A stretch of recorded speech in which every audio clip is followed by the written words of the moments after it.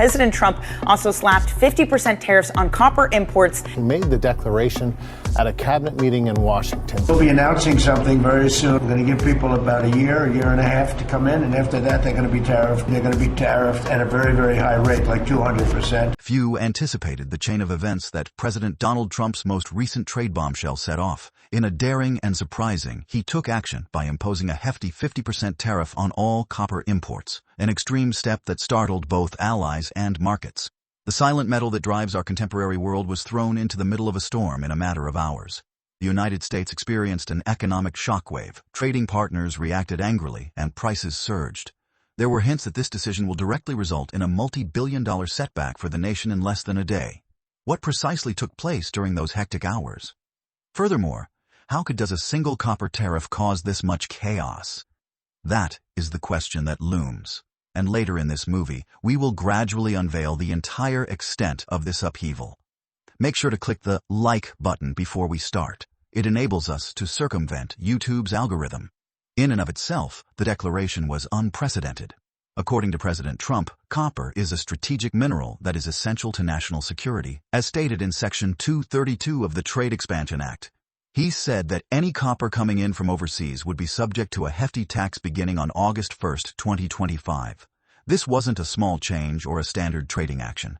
It was at the center of the industrial supply chain. A sledgehammer struck. Even a tax of this amount on copper was startling in the context of Trump's strong trade policy, which had already seen high charges on steel, aluminum, timber, and even cars. The president claimed during a cabinet meeting that all of their previous actions were set at 50%, then formally announced that copper will now be added to that list.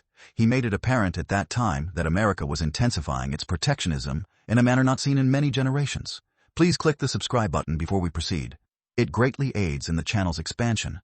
The use of Section 232 by a U.S. president in such a spectacular manner is not new. 2018 saw the administration impose tariffs using the same national security clause on imports of aluminum and steel. Prior metals taxes caused price increases and soured ties with trading partners. However, the White House maintained that they were required to bring back local manufacturing. The U.S. temporarily implemented steel tariffs in 2002, but then withdrew them in response to international criticism and a WTO challenge, serving as a reminder that such actions can be undone under duress. It goes much farther with the 50% copper tariff. Analysts are already arguing over whether it would cause long-term harm to companies that rely on inexpensive copper or follow the same pattern of short-term disruption for long-term gain. The market's instant reaction was electrifying.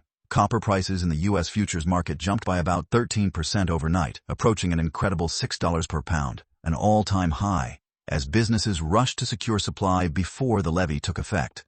For comparison, in contemporary trading, copper has never come close to these price points. However, the situation appeared drastically different elsewhere, even if copper prices in the U.S. were skyrocketing. Amid concerns that U.S. demand would soon decline, copper prices on the International London Metal Exchange stayed much lower and even slightly declined. This disparity in price, where American copper suddenly costs up to 25%,